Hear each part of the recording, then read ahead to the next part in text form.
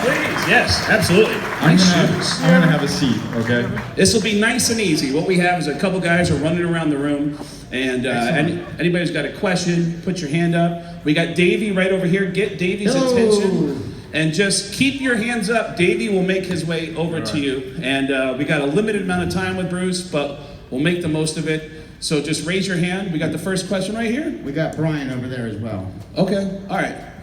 Who wants to go first? You want to go with this gentleman right here? Let's go first with this gentleman right here in the front row. What is your name and where are you from? I'm Connor from Chicago. Hey, Connor, how are you? What's your question for Bruce? How did you feel when Paul told you that they were doing the reunion tour? Man, that kid's coming in hard. Jesus. What the hell? I know, for a young kid, that's an amazing question. You know? Actually, the way it happened was both Gene and Paul told Eric Singer and myself that we were going to meet at Gene's guest house. This is before he turned it into a mansion, okay? It was a little more humble house in Beverly Hills, but I guess the reunion tour made it a mansion. Oh, yeah. Yeah. And then that's when they explained it to us, that because of Kiss Unplugged and Ace and Peter's, you know, kind of joining us on stage, you know, there were people throwing obscene amount of money at them, okay, to rejoin and do a tour. And I understood it, to be quite honest. I was sad because we were working on Carnival Souls. I realized it was probably going to be the end of my career in the band because they would be very successful, which they were. But I know Eric had a real what? They can't do that. Peter won't be able to play well. They'll never get it together. You know what I mean? I remember his you know, kind of feelings of it was very mixed, where I always used to say to some of my friends, well, at some point they'll put the makeup back on and then I won't be in the band anymore. So it wasn't, as much as it still was disappointing to me, you know, because I did enjoy. I also wasn't asked to not be in the band because of talent or attitude. It was a business thing for them. And you know, let's say they made $4 or $5 million in a year working with Eric Singer and myself at that time in the 90s. Here they were making $40 to $50 million in a year doing the reunion tour, of course, because it was that timing. The 20 years had gone by and, you know, whatever. So we all know that I accepted it and I moved on, and I've still been very successful, so there's no hard feelings about it. And because of people like you, I always feel a huge part of the Kiss family. You know, after the when you guys did the Unplugged, and there was this craze that followed with what's going to happen next. When you went to speak with Gene and Paul, and they told you, "Hey, this is what we're going to do," did you already feel like it was going in that direction? Well, I knew that there was some things that were a little funny going on, but I couldn't tell. There was a hesitancy to go record Carnival of Souls.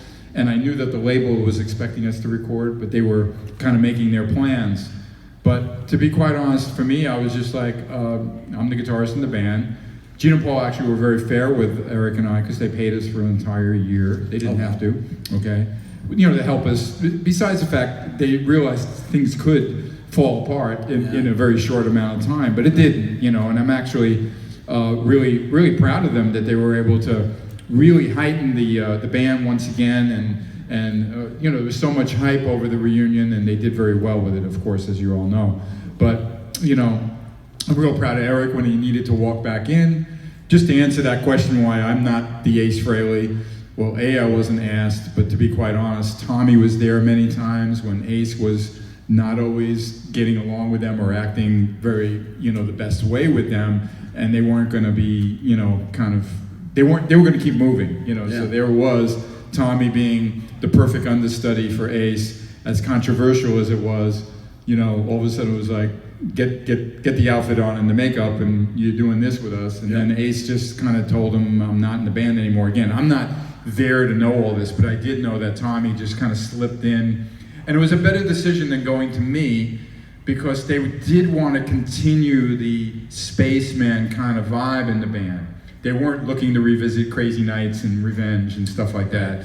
So think about it. If it was me asked to do that, then I would have been. It was so much easier for Eric to assimilate rather. That's like a Borg, right? Star Trek. Right? Yeah. Next Generation or whatever. For Eric to, you know, do the drum duties as Eric singer, you know, I mean, in Peter's outfit or the Catman. But the guitarist really needed to handle a lot of what, you know, Ace did in the band. That was very different from my era, as you all know. You know, I wasn't ever asked to really do Ace's solos note for note, and Tommy knew them all. I mean, he was in a tribute band and everything. And I think Tommy does a great job of it. Of course, he isn't the original guy, but I think he does it with a lot of respect for Ace. And certainly he's wearing the outfit and doing a lot of the kind of show things, you know. But imagine me, after my years, all of a sudden becoming the other guy from a completely different era. So I missed being in the band, and I was sad that I didn't have, you know, all that success through those years in KISS, but it would have been kind of really just almost closing the door or negating everything else I did, you know. So I certainly have kept my non-makeup years that I did for the band with all those albums and successes and tours and videos and all that very pure to me, you know, and that era I can claim and wave the flag as my own. So I hope you guys understand that. Wow. What a way to kick things off. Note to self, don't ever let a kid in Chicago ask you a question. What's with the beer gut? Who's that, you fat ass? Oh, Jesus, man. God, first question. All right, so we got another question. Where are we going with the next question? Who's okay. Back Hi, in Bruce. My name is Anthony. I'm from fellow New Yorker. What's All up? right, Anthony.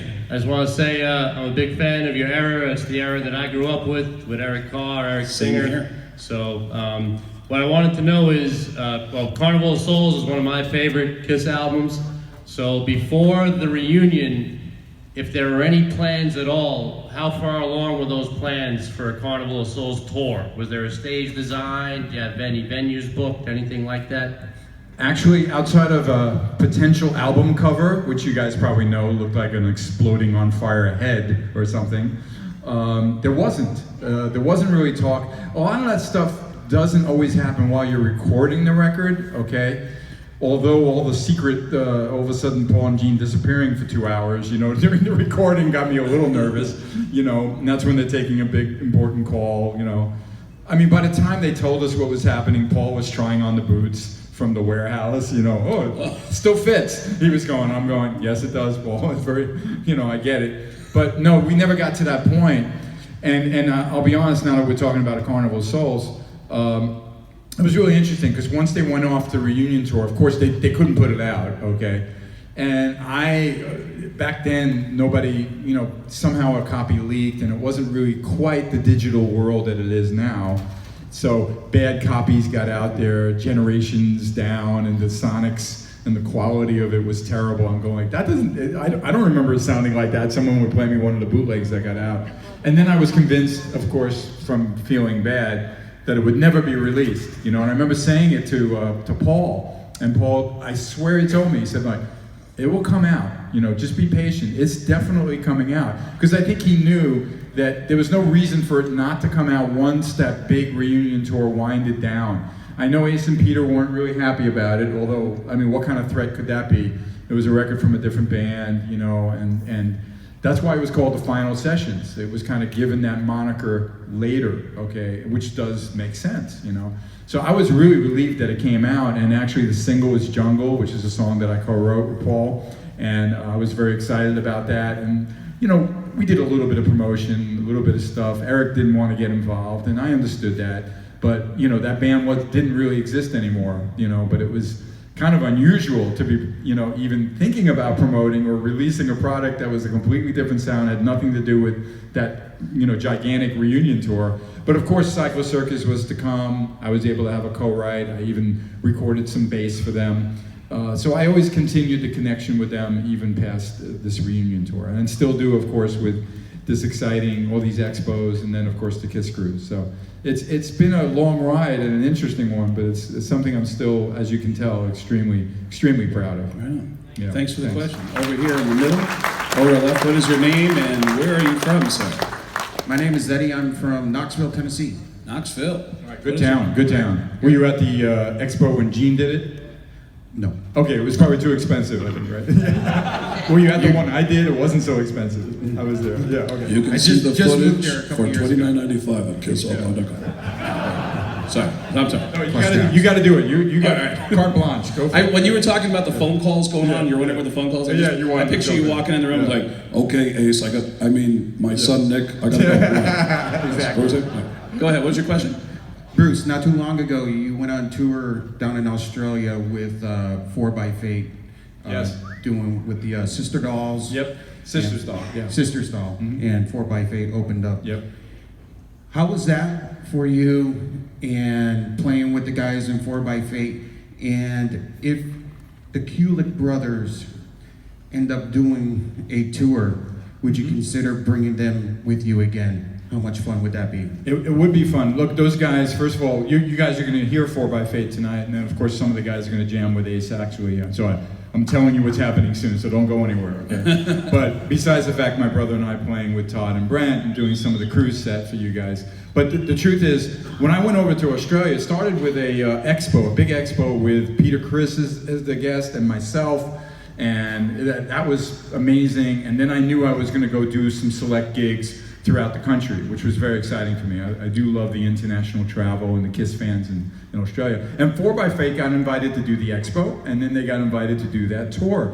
I checked them out online. Of course, I knew about some of the members of the band, John and Todd and everything, and I knew they were great, Rob.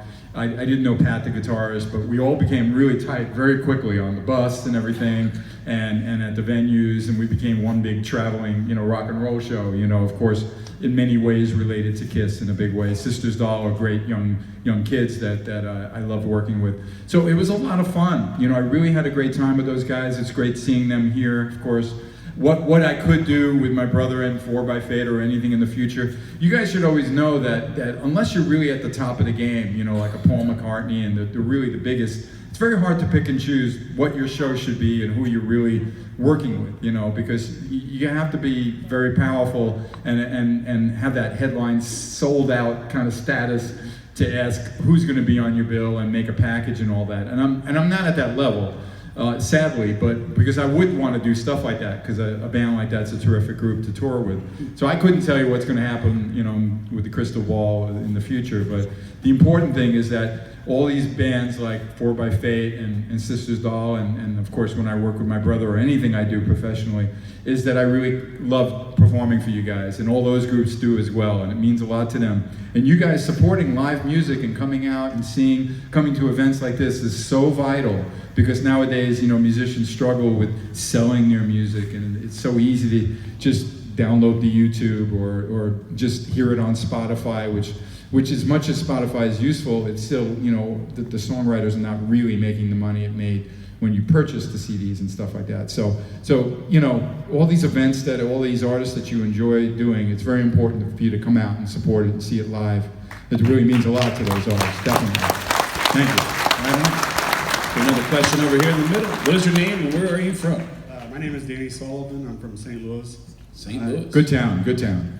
Not only am I a fan of your era with KISS, I'm also a huge Union fan. And I was All right. kind of wondering if there was ever any chance, any new Union music coming about. It's cool of you to ask. Brent is here, Brent Fitz, and I love playing with him. Of course, some little-known guitar player named Slash likes to use him, and then also a slightly famous bass player who's one of the biggest guys in the business named Gene Simmons is using him lately. From KISS. Okay, yeah. I'm sorry.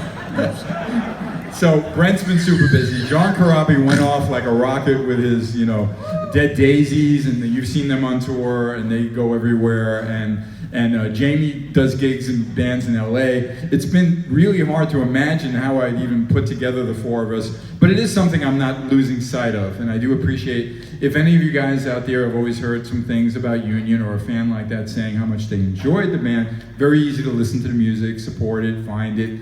I offer one of the records on my website. The other one's kind of out of print, actually. But it's really, really a great band that I'm very proud of. But I couldn't tell you what's going to happen in the future. But it's stuff I'm very proud of. What is the website? And my website's still, I have an announcement about my website. It's still kulick.net, Kulick.net. But very soon, and it's only because it's been a crazy year, you guys have all known. I've been very busy, and then of course, Bob and I, we suffered losing our mom, recently, a month ago. But honestly, I have a new website that's coming. This is a great story. On an interview, I once mentioned, well, I don't own BruceKulick.com.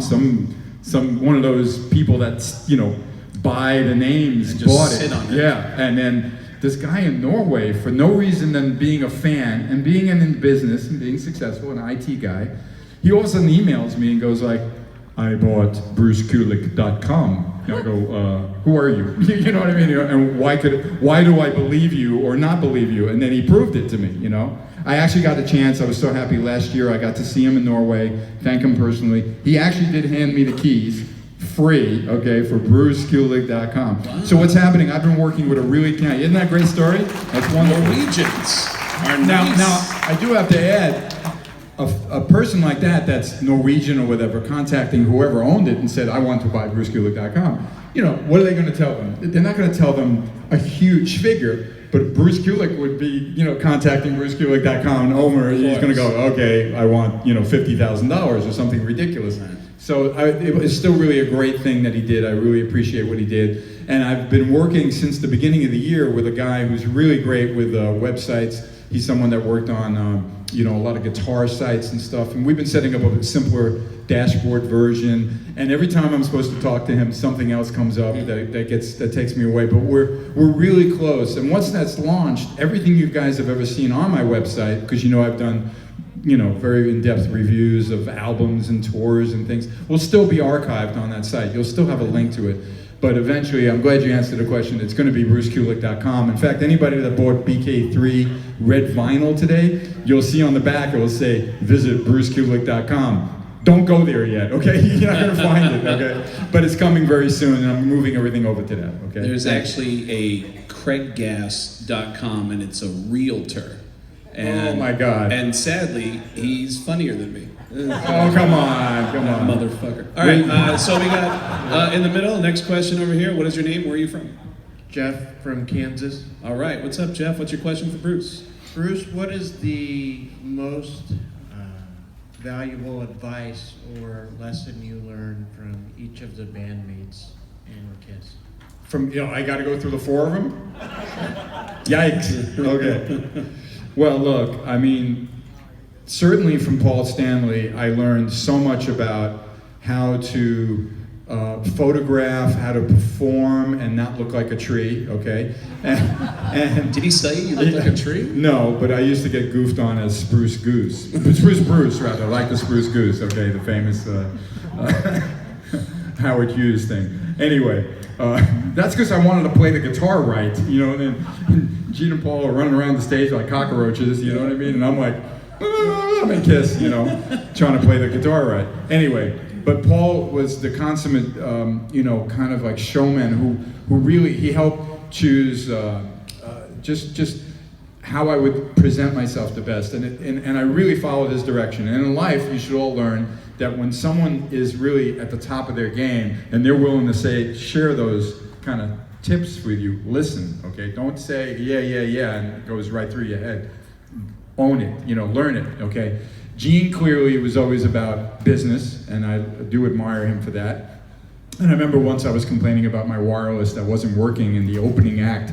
Bon Jovi had brand new wirelesses.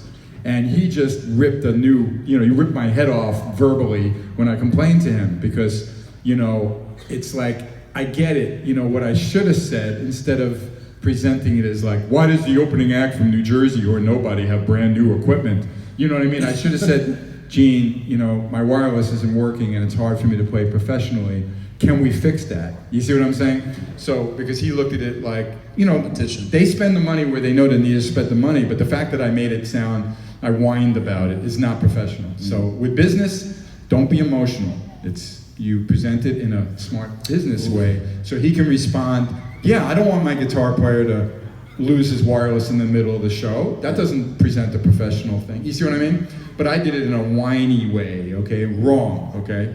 So I learned that from Gene. Business, you gotta be non-emotional, be very, very direct with it, okay? Now, both Erics have always been the comical relief of the band, okay? Eric Carr was the big jokester, okay? Gene couldn't go to the bathroom without toilet paper going over the stall, it was like that. And Eric Singer, as you know, winds everybody up in a very funny way. He's very talented at that, as we all know, right?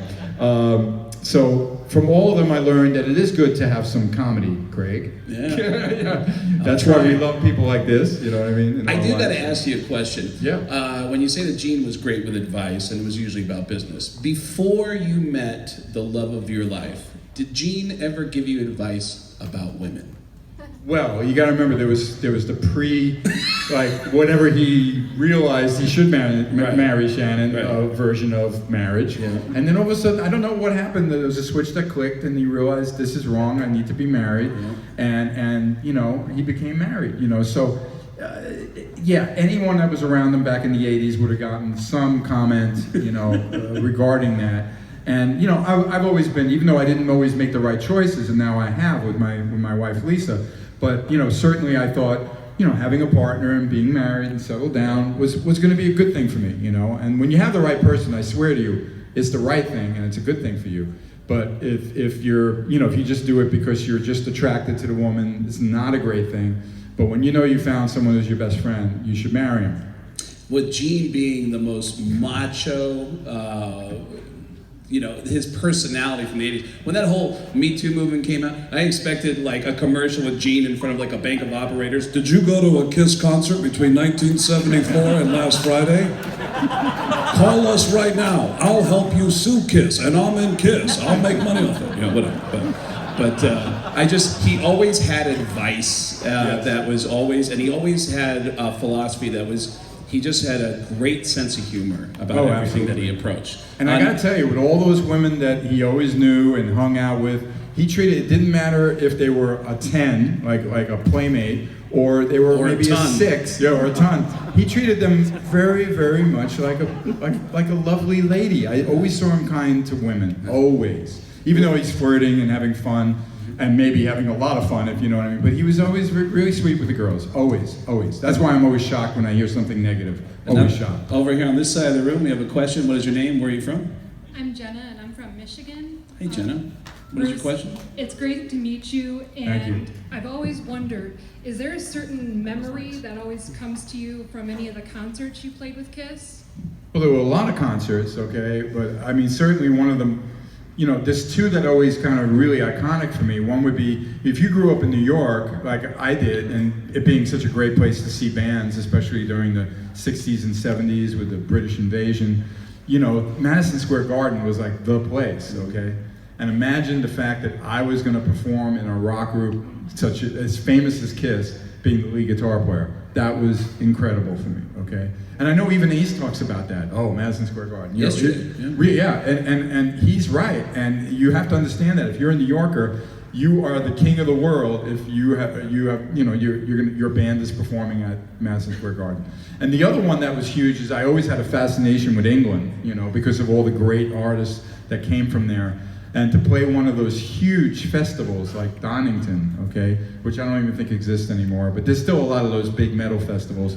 And David Lee Roth was on the bill, and Guns N' Roses was a brand new band that caused a real stir at that one. Iron Maiden, us, and to play for over 100,000 people. There's good video of that, I think, on YouTube and stuff.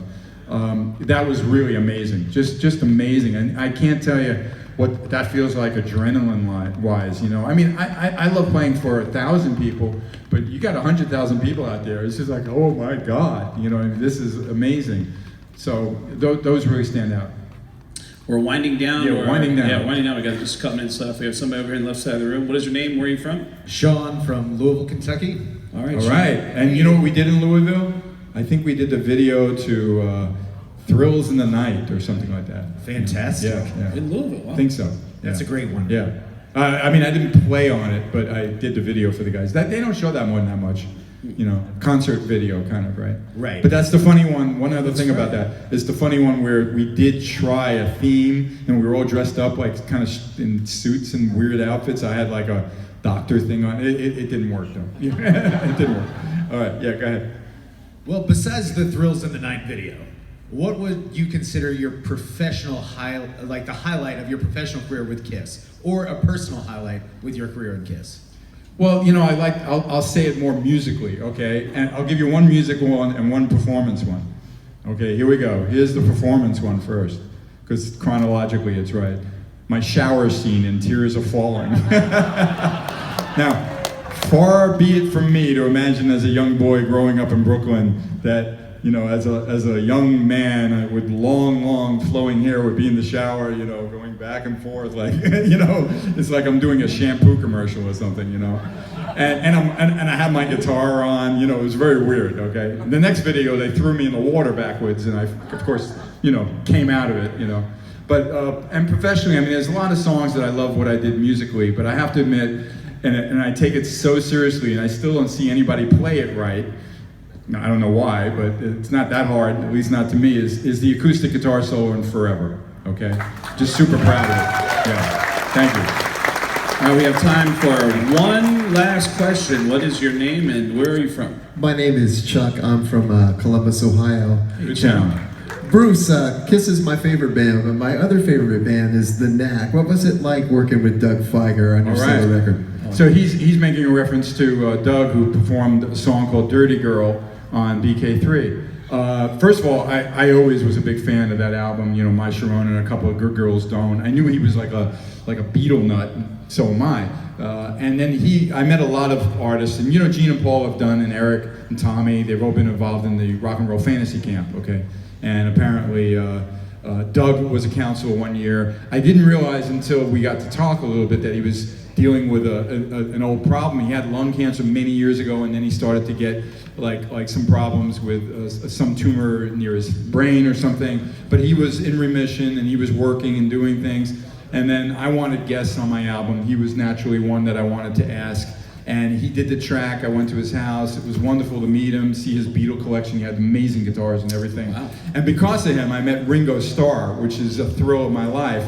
Because Ringo, apparently they were all AA, him, Ringo, Joe Walsh, and Jeff Lynne, and they all showed up at his memorial in his home with all the Beatles stuff there. I'm with Lisa. We only knew each other about a year, and all of a sudden I'm like, I'm gonna pee in my pants, Lisa. Ringo Starr just walked in the house. You know what I mean? I was like out of my mind, and I did get to talk to him for a minute, talked about Kiss a little bit. So Doug, I mean, at first they asked everybody they had the memorial at his home, and they said take his ashes and put it in his garden. He had a beautiful home out in the West Valley in LA, and I was like, I don't want to do that, Lisa. As soon as Ringo walked in, I said, I'm taking the ashes and putting it in the, you know, in his garden in the back. I'll do whatever he says. He just gave me the thrill of a life. But it's a wonderful track, great performance by him, and it was a real thrill to meet him. Yes. Well, Bruce, thanks for your time. Everybody here loves you, and everybody was excited to talk to you. One more time for the great Bruce Kulick. Thank you so much. Thank you, buddy. That was awesome. Absolutely awesome. They're not booing, they're saying Bruce.